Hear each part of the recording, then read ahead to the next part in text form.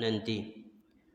Ikhwani fiddin wa akhwati fillah, rahimani wa rahimakumullah. Pada malam hari ini kita akan memasuki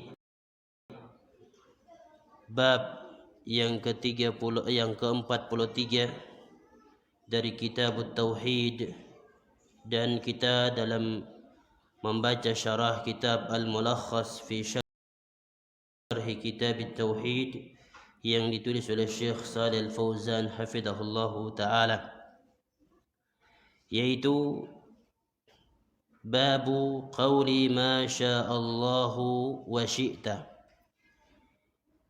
Bab tentang sebuah ucapan Masya Allah, atas kehendak Allah dan atas kehendakmu.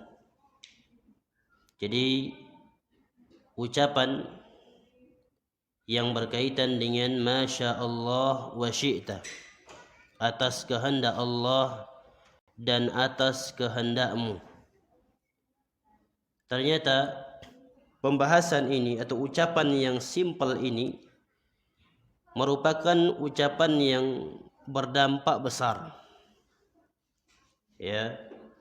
Jadi ucapan yang menurut kita sangat simpel, sangat pendek ini dampaknya sangat besar. Makanya Syekh Muhammad bin Abdul Wahhab rahimahullahu taala membuat bab yang ada atau sebuah ucapan ini. Karena ketahuilah bahwasanya sebagaimana yang kita sebutkan pada pertemuan sebelumnya, bahwasanya ucapan ini mengandung kesyirikan. Ya, mengandung kesyirikan. Dari segi apa kesyirikannya? Masih ada ingat?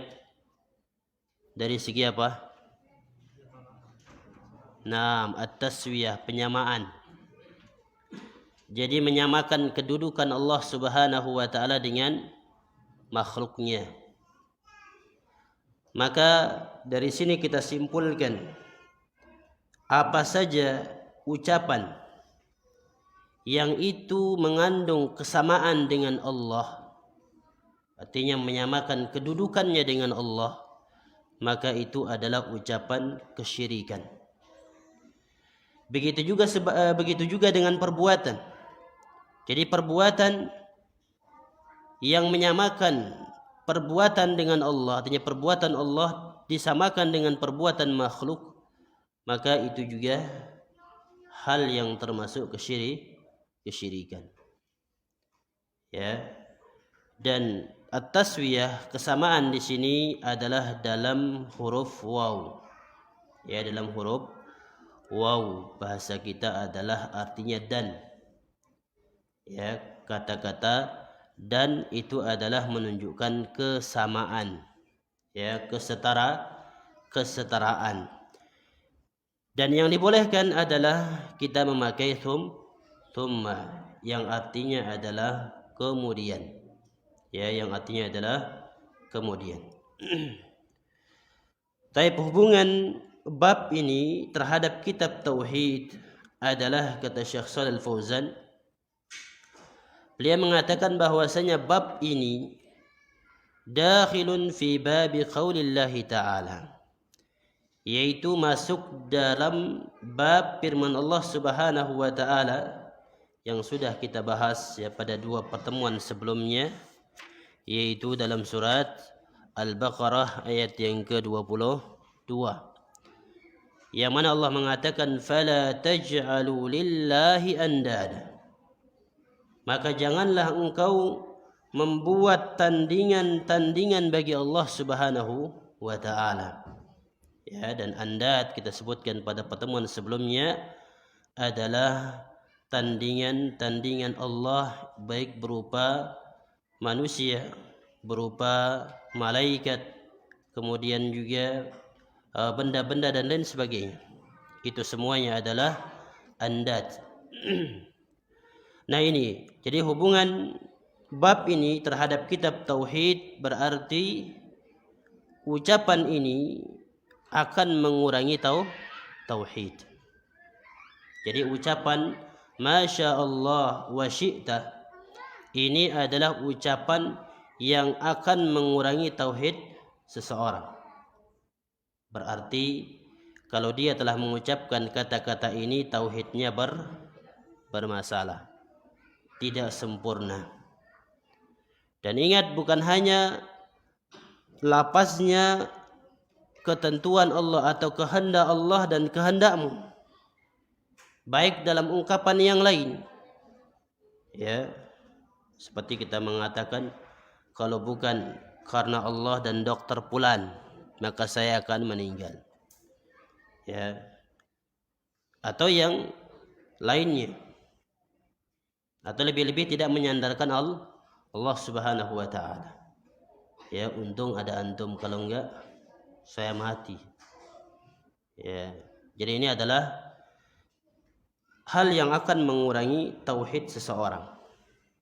Maka ucapan-ucapan demikian harus kita hindari, harus kita jauhi, karena ini adalah kata-kata yang mengurangi atau bahkan akan menghilangkan tauhid seseorang. Baik, kemudian beliau membawakan beberapa hadis. Yang diantaranya adalah hadis yang diriwayatkan oleh Imam An-Nasa'i di dalam sahihnya dan dalam sunannya, dan hadis ini disahihkan oleh beliau dari sahabat Qutailah. Ya, sahabat Qutailah. Qutailah ini seorang sahabiyah, ya, sahabiyun jalil, dan beliau ikut hijrah bersama Nabi sallallahu alaihi wasallam ke kota Madinah. Berarti beliau dari kalangan muhajirin. Dan para sahabat dari kalangan muhajirin ini adalah sahabat yang paling mulia. Mereka lebih mulia daripada orang-orang Ansar. Makanya Allah menyebutkan dalam Al-Quran, was-sabiqunal awwalun minal muhajirin wal ansar. Jadi yang pertama muhajirin. Ya. Taib. Kata beliau, anna yahudiyan atan nabiy sallallahu alaihi wasallam, bahwasanya orang-orang Yahudi atau seorang Yahudi. Jadi ada seorang Yahudi mendatangi Nabi sallallahu alaihi wasallam. Ya, seorang Yahudi, dan Yahudi ini para ulama berselisih pendapat dalam menjelaskannya. Ya, ada yang mengatakan Yahudi ini adalah keturunannya Nabi Ibrahim. Ya, kemudian ada juga yang mengatakan Yahudi ini adalah pengikutnya Nabi Musa, ya, alaihi salatu wassalam. Ada juga yang mengatakan ya, dia ini adalah kelompok sempalan. Ya, kelompok yang menyimpang di dalam Islam. Bukan kelompoknya Nabi Musa. Ya, bukan pengikutnya Nabi Musa. Ya, mereka berdalil firman Allah yang mengatakan wa ma kana Ibrahimu yahudiyan wala nasraniyan walakin kana hanifan muslima. Ya, wa ma kana minal musyrikin. Ya, jadi tidaklah Nabi Ibrahim itu dari keturunan atau seorang Yahudi ataupun seorang Nasrani. Jelaskan di situ. Akan tetapi beliau adalah seorang Muslim, hanifan, lurus, bertauhid, dan ini adalah agamanya para anbiya dan rasul. Ya, Islam dari Nabi Adam sampai Nabi Muhammad sallallahu alaihi wasallam, agama mereka memang adalah agama Islam. Ya, wallahu taala alam, ya. Tapi yang mendekati kebenaran adalah yaitu bahwasanya Yahudi ini adalah pengikut Nabi Musa alaihi salatu wassalam. Taib. Jadi bahwasanya Yahudi ini mendatangi Nabi sallallahu alaihi wasallam faqal, dan ia mengatakan innakum tusyrikun. Luar biasa antum dia di sini. Jadi dia mendatangi Nabi langsung mengatakan sesungguhnya kalian ini berbuat kesyirikan. Ini orang Yahudi, ya, sudah datang menemui Nabi, ya, kemudian mengatakan, mengklaim sesungguhnya kalian ini berbuat kesyirikan. Nah, kalau kita yang digitukan, gimana tindakan itu? Antum ini sudah syirik. Ya, pasti geram. Mungkin kalau ada golok di depan mungkin pakai golok. Ya, jadi dia langsung mengatakan demikian, sungguhnya kalian ini berbuat kesyirikan. Tapi dia tidak mencukupkan ucapannya. Dia mengatakan taqulun. Kenapa kalian mengatakan? Ya, kata orang Yahudi ini, Masya Allah wa syi'ta. Ya, atas kehendak Allah dan atas kehendakmu. Jadi dia berkata pada Nabi Muhammad, ini yang menjadikan kita dituduh berbuat kesyirikan. Ini lihat orang-orang Yahudi paham bahwasanya ucapan ini adalah ucapan yang mengandung kesyirikan. Subhanallah. Karena kita tahu ya, pengikut Nabi Musa ya, alaihi salatu wassalam yang masih murni, maka tahu bahwasanya ini syirik, ini tidak. Makanya dia mengatakan demikian, sesungguhnya kalian telah berbuat kesyirikan. Kenapa? Kalian mengatakan Masya Allah atas kehendak Allah dan atas kehendakmu wahai Muhammad. Wa taqulun, dan juga kalian mengatakan wal ka'bati, dan demi Ka'bah. Dan demi Ka'bah, berarti ada dua ucapan yang dituduhkan oleh orang Yahudi kepada umat Muslim, yaitu para sahabat Nabi SAW. Lihat, yang dituduh orang bukan sembarangan. Yang dituduh adalah para sahabat. Ya, yang dituduh adalah para sahabat, bukan seperti kita. Kalau kita mungkin wajar. Ya, tapi yang dituduh ini adalah para sahabat. Oh, ternyata para sahabat ini terjerumus dalam kesyirikan. Ya, syiriknya ini seperti ini, seperti ini. Jadi bukan hanya sekedar klaim, bukan hanya sekedar tuduhan, tapi ada buktinya. Makanya Nabi Shallallahu Alaihi Wasallam ketika diberitahukan apa alasan dia menyatakan diri kita kafir, maka Nabi diam. Ya, Nabi tidak melawan, Nabi dengarkan. Ya. Kemudian setelah Nabi Shallallahu Alaihi Wasallam dengarkan, Nabi memerintahkan, kata Qutailah, fa'amarahumun Nabi sallallahu alaihi wasallam idza aradu an yahlifu an yaqul wa rabbil Ka'bah.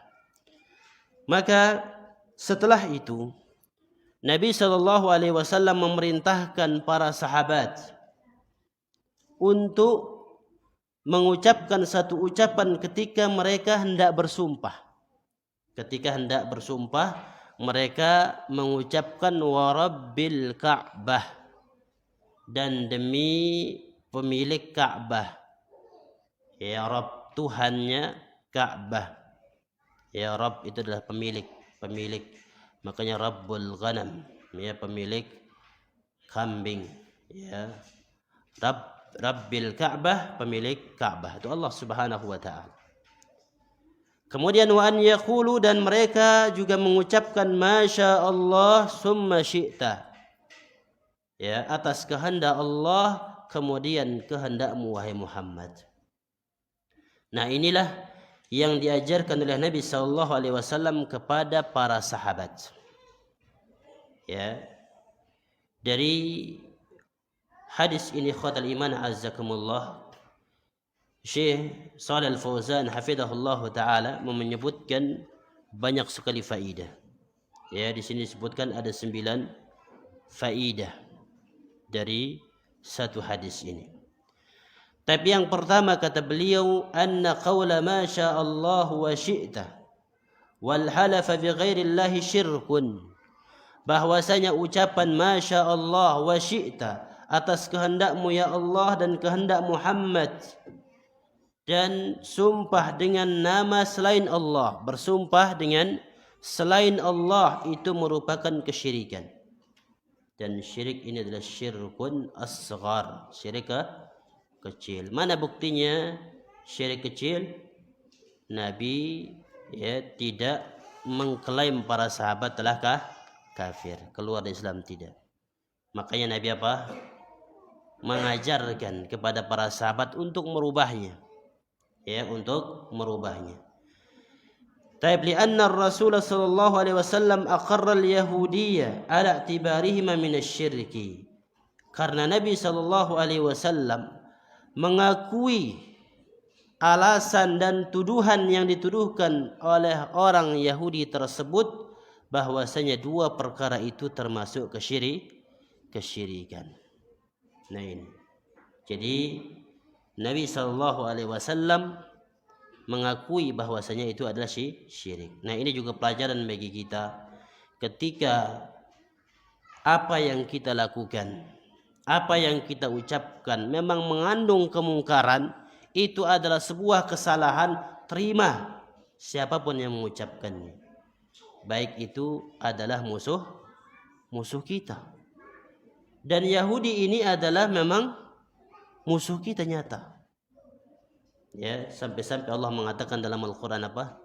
Walan tarda ankal yahuda walan nasara hatta tattabi'a millatahum. Ya, orang Yahudi dan Nasrani tidak akan pernah ridha, tidak pernah akan senang melihat orang-orang yang beriman.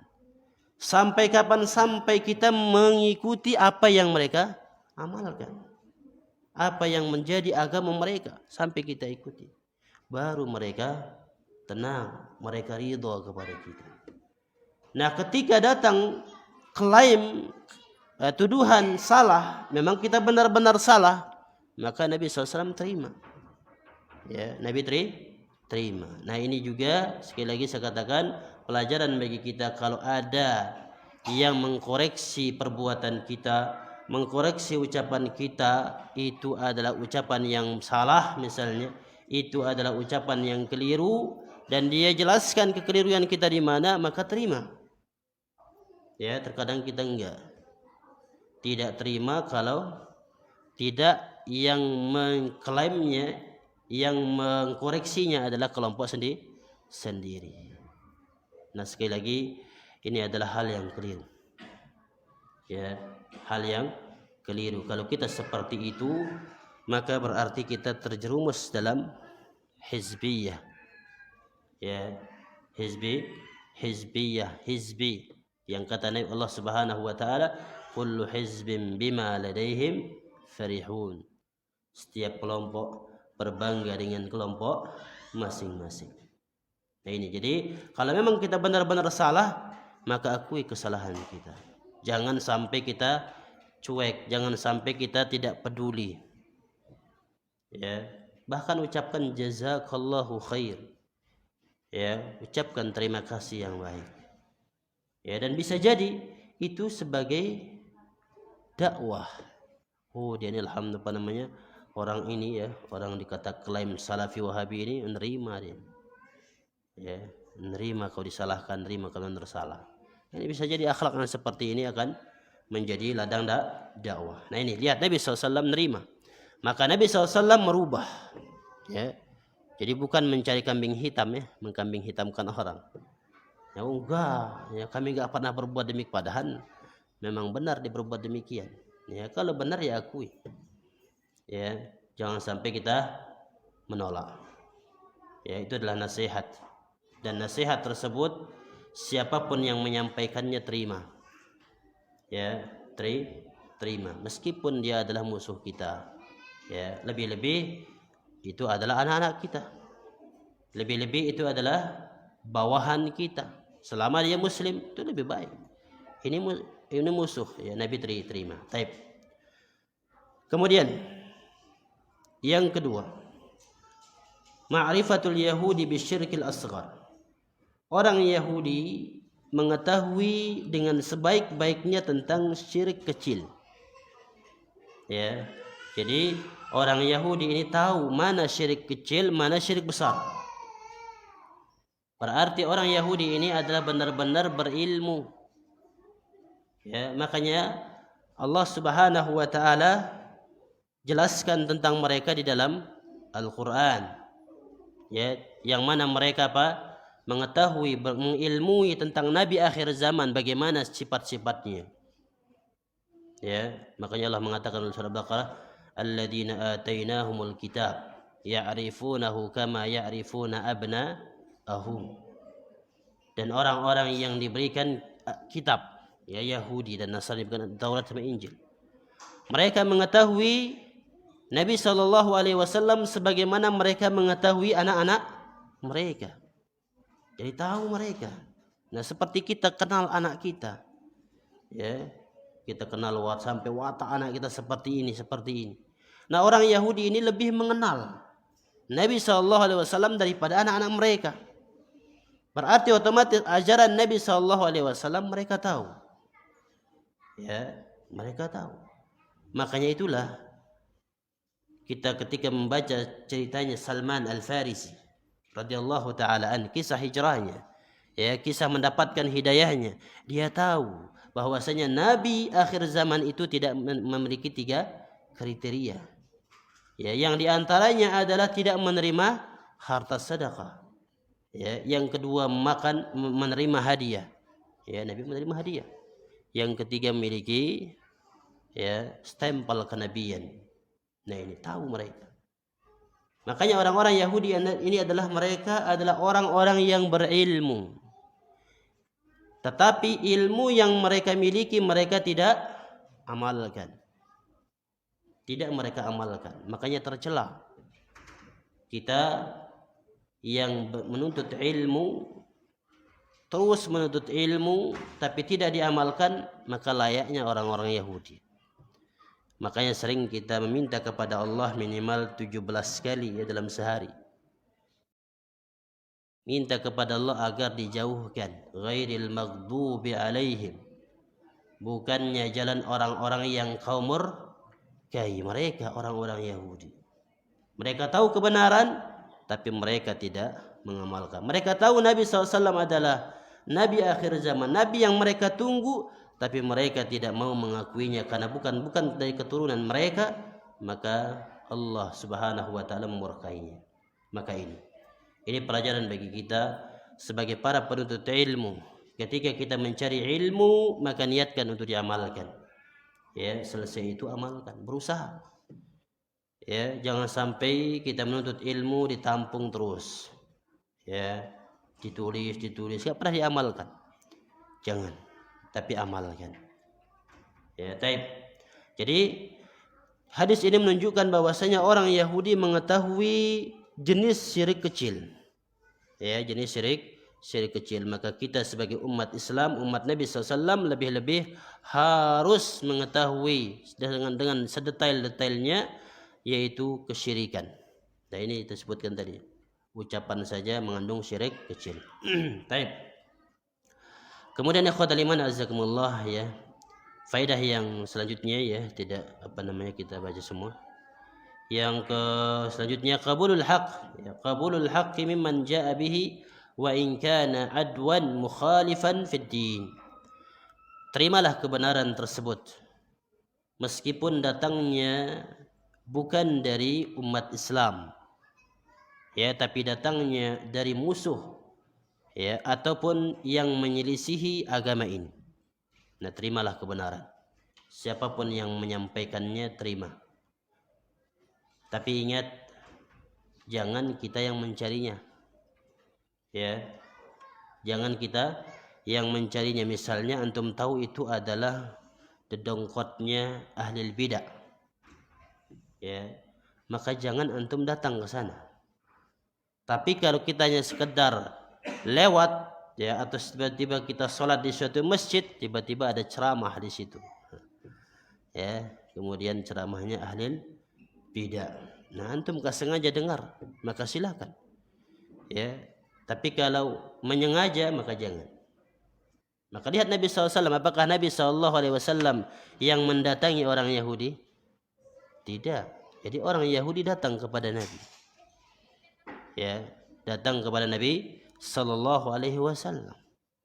Ya, maka ini sekali lagi bukan berarti kita dibolehkan mendatangi majelis ahli bidah, karena ada yang berpendapat kita ambil baiknya, buang buruknya. Mereka juga berdalil dengan hadisnya Abu Hurairah, ya, yang diajari oleh setan, ya, yang menjelma sebagai manusia yang mencuri harta zakat, ya, yang mana diajarkan beliau tentang surat ayat kursi, ya, ayat kursi. Ya, tetapi ingat, Abu Hurairah tidak serta-merta membenarkannya. Beliau datang kepada Nabi sallallahu alaihi wasallam karena beliau tahu bahwasanya Nabi sallallahu alaihi wasallam adalah orang yang paling a'lam, mengetahui. Ya, maka Nabi SAW ketika diceritakan tentang hal tersebut, apa kata Nabi? Sadaqahu wa in kana kadzub. Ya. Kata Nabi, sungguh dia telah berkata yang benar meskipun dia adalah orang yang dusta. Pendusta. Nah, ini juga bagi kita ikhwatal iman azakumullah. Kalau antum, ya, kita mendengarkan misalnya mengganjal dalam hati kita yang disampaikan, misalnya kita dengar tadi tanpa sengaja, ya, oleh penceramah itu adalah ahlul bidah misalnya, terkenal penyimpangannya, maka tanyakan, ya, tanyakan kepada yang ahlinya, ya, kepada ustadz-ustadz kita yang lurus, ya, yang berilmu. Nah, ini adalah cara kita. Jadi jangan sampai kita merasa diri sebagai orang yang sudah wah, ya. Apakah kita lebih berilmu dari Abu Hurairah radhiyallahu taala, ya? Apa kita lebih berilmu dari Nabi sallallahu alaihi wasallam? Lantas kita mendatanginya? Tidak. Maka sekali lagi, ya, hendaklah kita berhati-hati. Ya, kita berhati-hati, ya, karena semua itu adalah fitnah syubhat. Lebih-lebih di zaman ini, ya, banyak sekali kita saksikan, ya, para penceramah, ya, para dai-dai yang tampilannya tampilan sunnah tapi memiliki pemahaman yang nyeleneh. Ya, maka hati-hati khotri manazakumullah. Ya, kalau jelas baru kita ikuti, baru kita dengar ucapannya. Ya, tapi kalau enggak maka jangan, hati-hati. Ya. Baik.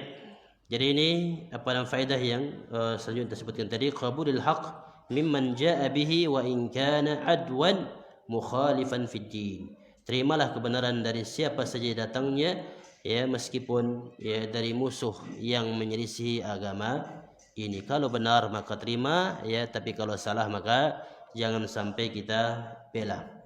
Ya, taib. Kemudian yang kelima, khawatir iman azakumullah, anna syirkal asghar la yakhruju minal millah. Bahwasanya syirik kecil itu tidak mengeluarkan pelakunya dari agama. Ya, nah ini kita sebutkan tadi. Ya, makanya Nabi SAW tidak langsung mengatakan kepada para sahabat kalian telah kafir, tidak. Ya, tapi Nabi ajarkan ucapan yang benar. Ya. Baik, kemudian yang selanjutnya, annal alima idza naha an syai'in fa innahu yubayyinu al-badil alladhi yughni anhu idza amkan. Bahwasanya seorang alim, ya, seorang alim apabila ia melarang seseorang dari satu perkara, ya, satu kemungkaran, maka hendaklah ia menjelaskan gantinya. Hendaklah ia menjelaskan gantinya. Ya, ini yang bagus, ya. Ini yang bagus kita terapkan. Misalnya antum mengatakan, oh, ini adalah perbuatan bidah, sunnahnya seperti apa? Ya, jelaskan. Ya, terkadang kita enggak. Ya, lihat ibu kita misalnya di rumah lagi melakukan perbuatan bidah. Wah, ya, misalnya yasinan. Kata, wah, ini bidah, langsung bidah, langsung pergi. Enggak ada solusi. Ya, berikan solusinya. Ya, jelaskan yang benar itu seperti ini. Ya, yang benar seperti ini. Misalnya baca Yasin bulan Jumat itu adalah, ya, perbuatan bid'ah, tidak pernah dicontohkan Nabi. Ya, yang dilakukan Nabi dan diajarkan Nabi adalah baca surat Al-Kahfi. Jelaskan seperti itu. Ya, jelaskan. Agar apa? Agar apa yang kita sampaikan diterima. Ya, terkadang kita kan enggak seperti itu. Makanya banyak komentar, ya, orang-orang di luar kita mengatakan apa? Ya, wah, dia aja yang benar. yang lain salah. Dia aja yang masuk surga, yang lain tidak. Ya, terkadang mungkin karena sebab kita nggak jelaskan. Ya, tidak menjelaskan yang terbaik itu yang mana. Ya, penggantinya. Makanya Nabi SAW dalam hadis ini, ya, wal Ka'bah beliau ubah dengan apa? Wa Rabbil Ka'bah. Ya, dan kata para ulama, ketika kita mengingkari kemungkaran, ya, hendaklah kita perbaiki dengan yang lebih mendekati dari hal tersebut. Seperti ini, Ka'bah. Ya, maka kita usahakan dengan yang dekat dengan itu. Maka tambahkan wa Rabbil Ka'bah. Nah, seperti tadi untuk mengingkari Yasinan, ya. Jadi ganti dengan Al-Kahfi. Ya, jelaskan Al-Kahfian dan sebagainya. Nah, taib. Nah, ini apa namanya yang harus kita amalkan, ya, yang harus kita terapkan ketika kita mengingkari kemungkaran. Ya, makanya wah Ustaz, gimana saya bisa jelaskan ya balikannya? Ya, itulah gunanya kita belajar. Ya, belajar. Jangan sampai kita seperti yang lagi viral kemarin. Ya, nendang sesajen. Ya, nendang sesajen. Itu apa faedahnya? Ya, seharusnya ketika kita mengingkari kemungkaran tersebut, jelaskan. Ya, yang terbaik seperti apa? Gantikah misalnya dengan apa? Ya. Jadi bukan apa namanya ditendang langsung hilang. Enggak ada solusi. Kalau seperti itu kan nantang. Ya, ngolok. Dan itulah yang dilarang oleh Allah Subhanahu wa taala di dalam Al-Qur'an. Ya, kata Allah wala tasubbul ladina. Ya, dan janganlah kalian mencela Tuhan-Tuhan mereka. Kenapa? Karena kalau kalian cela, mereka akan mencela Tuhan kalian. Ya, mereka mencela Allah Subhanahu wa taala. Ya, maka oleh karena perhatikan ya, tatkala kita mengingkari kemungkaran kita sudah tahu ilmunya, ya, kebalikannya. Karena itulah sunnahnya. Tatkala bid'ah mati, sunnah hidup. Bagaimana sunnah hidup? Karena kita jelaskan. Ya. Begitu juga tatkala sunnah mati, bid'ah muncul. Karena enggak ada yang jelaskan. Ya, mana sunnah yang sebenar. Nah, itu antara dua itu kita. Makanya harus berimbang.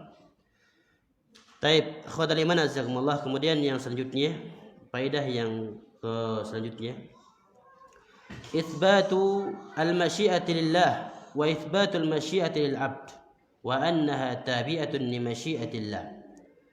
Dalam hadis yang kita sebutkan ini memberikan faedah tentang adanya sifat masyiatullah, ya, yaitu kehendak Allah Subhanahu wa taala, adanya kehendak Allah.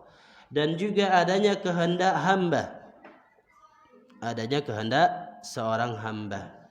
Wa annaha tabi'atun li masyiatillah, dan kehendak hamba itu sesuai dengan kehendak Allah. Ya, sesuai dengan kehendak Allah. Berarti ini adalah mengimani tentang takdir Allah Subhanahu wa taala. Ya, karena dalam takdir ini ada dua kelompok yang menyimpang, ada kelompok Jabriyah dan ada kelompok Qadariyah.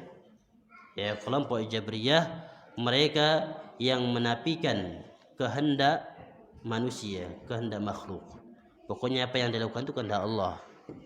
Ya, antum datang ke majelis ilmu kehendak Allah, antum berbuat maksiat kehendak Allah. Ini orang Jabriyah. Ya, ini menafikan kelompok Jabriyah. Jadi hadis ini menafikan kelompok Jabriyah.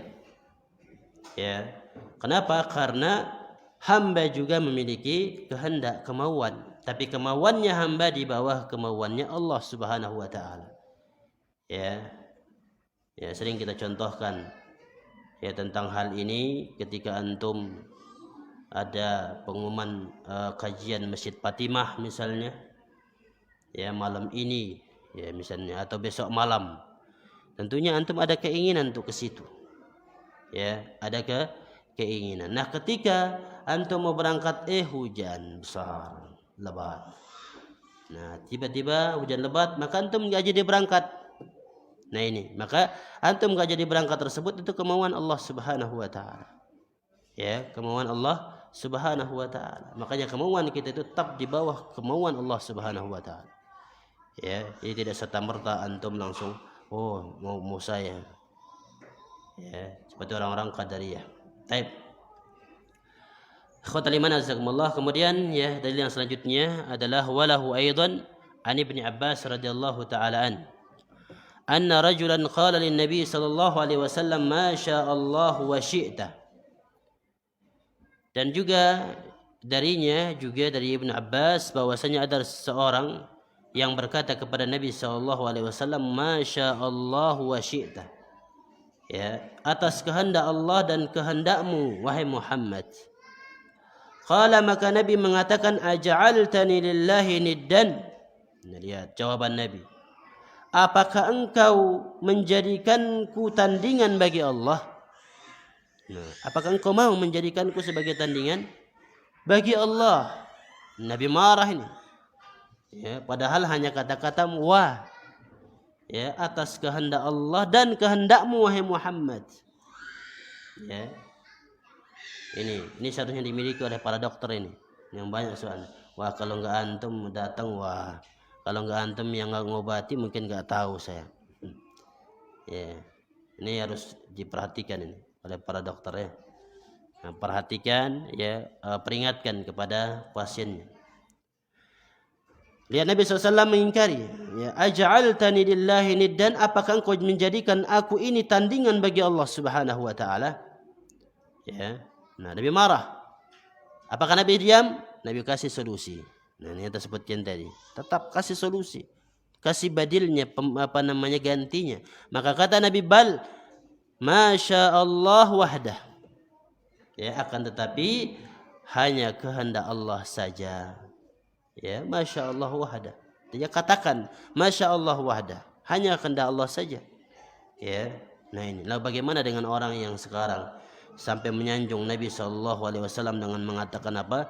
Ya akramul khalq, mali aludu bihi siwak. Ya, di dalam senandung bait salawatnya. Apa artinya? Ya akramul khalq, wahai orang yang makhluk yang paling mulia. Ya, ini kan berlebih-lebihan. Mali min aludu bihi siwak, ya, tidak ada tempat untuk berlindung kecuali darimu. Ini kan perkataan kesyirikan, menjadikan Nabi SAW sebagai tandingan bagi Allah Subhanahu wa taala. Makanya hati-hati ikhwatal iman azakumullah, ya, jangan sampai kita ini hanya bisa mengucapkan tapi tidak paham maknanya. Ya, jangan tanyakan apa artinya. Ya, begitu juga ya, apa yang dikatakan misalnya oleh anak-anak kita, kadang kan ada yang ya bawakan senandung syair ataupun nyanyi ya. Ya, tanyakan apa artinya, maknanya dan sebagainya. Ya, jangan sampai mereka mengucapkan kata-kata kekufuran. Taib. Ikhwatul iman azakumullah ya, faedahnya tidak jauh dari apa yang kita sebutkan tadi. Kita lanjutkan kepada satu hadis lagi, yaitu tentang dalil akan masya Allah wa syi'ta, yaitu apa yang dibawakan oleh Ibnu Majah ya, di dalam sunannya. Anit Tufail akhi Aisyah li ummiha. Ya, At-Tufail yaitu seorang sahabat yang bernama Tufail, saudara seibu dengan Aisyah radhiyallahu taala anha. Ya, saudara seibu dengan Aisyah radhiyallahu taala anha. Qala, ia mengatakan, ra'aitu ka'anni ataitu ala nafarin minal yahud. Jadi ia menuturkan, saya bermimpi, ya, saya pernah bermimpi, ka'anni, seolah-olah aku ini mendatangi beberapa orang dari kalangan Yahudi. Jadi kata Tufail, aku bermimpi, ya, seolah-olah aku mendatangi beberapa orang dari Yahudi. Faqultu, kemudian aku berkata kepada orang Yahudi ini, innakum la antumul qaum, sesungguhnya kalian ini sebaik-baik kaum. Ya, innakum la antumul qaum, sungguhnya kalian ini sebaik-baik kaum. Laula annakum taqulun Uzair bin Allah, ya, seandainya kalian tidak mengucapkan Uzair putranya Allah. Jadi kata Tufail mengatakan kepada orang Yahudi dalam mimpinya, kalian ini sebaik-baik kaum seandainya kalian tidak mengucapkan Uzair itu putranya Allah. Karena orang Yahudi kan mengatakan Uzair itu adalah ibnullah. Ya, Uzair adalah putranya Allah. Ya, maka bagi kita ya, kalau menginginkan anak mempunyai anak jangan namakan Uzair. Ya, nah, karena ini diagungkan oleh orang-orang Yahudi. Jangan Uzair bin Allah. Taib. Qalu, kemudian mereka mengatakan wa innakum la antumul qaum laula annakum taqulun ma sya'allahu wa sya'a Muhammadun. Ya, kemudian orang Yahudi menimpali dengan mengatakan dan sesungguhnya kamu juga ya adalah orang yang paling baik ya. Tuh kalian ini adalah sebaik-baik kaum seandainya kalian tidak mengucapkan atas kehendak Allah dan kehendak Muhammad. Ya, jadi dibalik lagi. Thumma marartu binafarin minan nasara. Kemudian kata beliau, kemudian aku pun melewati beberapa orang dari kelompok Nasrani. Faqultu, kemudian aku katakan, innakum la antumul qaum, sesungguhnya kalian adalah sebaik-baik kaum. Laula annakum taquluna, ya, seandainya kalian tidak mengatakan al-Masih ibnullah, Isa adalah putranya Allah. Seandainya kalian tidak mengatakan demikian, kalian adalah sebaik-baik kaum. Qalu, mereka mengatakan wa innakum la antumul qaum, sesungguhnya kalian sebaik-baik kaum. Laula annakum taquluna ma sya'allah wa sya'a Muhammad. Ya, seandainya kalian tidak mengucapkan atas kehendak Allah dan atas kehendak Muhammad, maka kalian sebaik-baik kaum. Ya, ini kata orang-orang Nasrani. Kemudian falamma asbahtu akhbartu biha min aman akhbartu. Maka keesokan harinya di pagi-pagi hari aku ceritakan kepada para sahabatku. Ya, aku ceritakan kepada teman-temanku. Thumma ataitu an-nabiy sallallahu alaihi wasallam fa akhbarthu.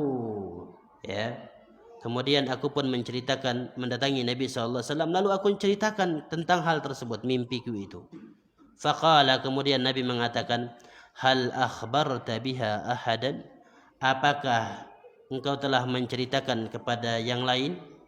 Ya, artinya selain aku, apakah engkau telah ada ceritakan? Maka dia mengatakan na'am, iya. Ya, jadi dia menjawab iya. Qala fahamidallah wa athna alaih. Kemudian Nabi SAW memuji Allah. Fahamida, dia membaca tahmid dan memuji Allah Subhanahu wa ta'ala. Ya, alhamdulillah sampai amma ba'd. Summa qal, kemudian beliau mengucapkan amma ba'd, adapun setelahnya, fa inna Tufailan ra'a ru'ya akhbara biha man akhbara minkum. Beliau mengatakan sungguhnya Tufail telah bermimpi. Ya, di dalam mimpinya sebagaimana apa yang telah dikabarkan kepada kalian. Wa innakum qultum kalimatan kana yamna'uni kada wa kada an anhaakum anha. Dan sesungguhnya kalian telah mengucapkan satu kalimat, bukan banyak kalimat. Satu kalimat yang aku tidak bisa menyampaikannya karena udur. Ya, karena ada satu hal aku tidak menyampaikannya, kata Nabi. Aku lupa menyampaikannya. Ya, aku tidak bisa menyampaikannya karena satu hal.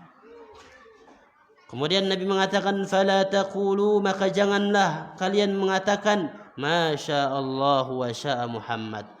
Ya, atas kehendak Allah dan atas kehendak Muhammad, akan tetapi ucapkan masya Allah wahdah.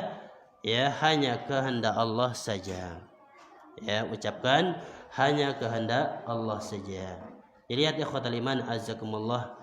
Ya, bagaimana Nabi sallallahu alaihi wasallam tatkala mendapati sebuah kemungkaran, baik itu sifatnya mungkin sepele ya, sebuah ucapan, tapi Nabi sallallahu alaihi wasallam tetap mengingkarinya.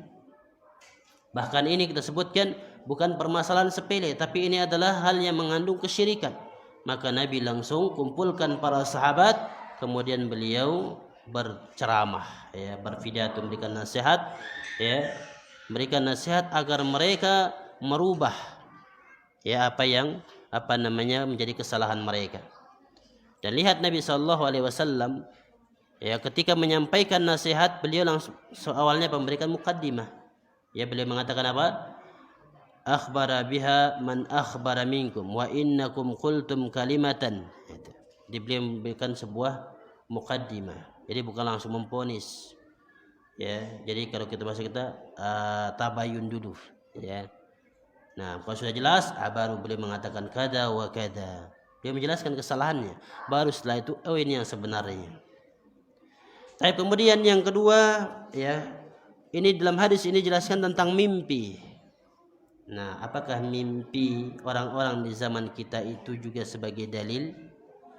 Ya, dalil satu kebenaran? Tidak. Ya, mimpi ini dibenarkan di zaman Nabi SAW, di zaman wahyu masih itu turun. Ya, dan lihat mimpinya para sahabat juga tidak langsung serta merta dibenarkan, tapi Nabi dilaporkan kepada Nabi dulu. Ya, dilaporkan kepada Nabi. Maka inilah alasan bagi kita bahwasanya mimpi itu bukan sebagai dalil yang nomor satu. Ya. Jadi salah kalau orang ketika ceramah, ya, memberikan nasihat, cerita mimpi dari awal sampai akhir. Ya, mimpi sebelum tidur. Ya, naudzubillah. Jadi ikhwatul iman azakumullah, sekali lagi mimpi itu bukan sebagai dalil. Kalau di zaman Nabi iya. Ya, di zaman wahyu masih turun. Kenapa? Karena kalau salah maka akan disalahkan, ditegur oleh Allah Subhanahu wa taala. Ya, tapi kalau benar maka Allah Subhanahu wa taala benarkan, tentunya melalui Rasulnya sallallahu alaihi wasallam.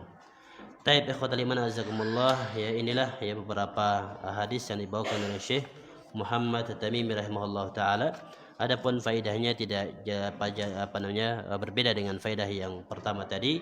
Yang jelas ya di dalam pembahasan ini ya kita dilarang oleh Allah Subhanahu wa taala dan juga Rasulnya untuk mengucapkan satu ucapan yang mengandung penyamaan, ya, penyamaan kedudukan dengan Allah. Ya. Jadi hendaklah dihindari. Ya, hendaklah kita hindari apapun bentuk ucapan tersebut, kalau sama dengan Allah maka harus kita rubah.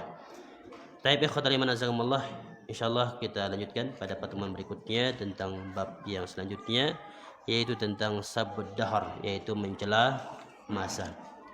Taib sebelum saya cukupkan, mungkin ada yang mau ditanyakan? Taib fadal. Silakan.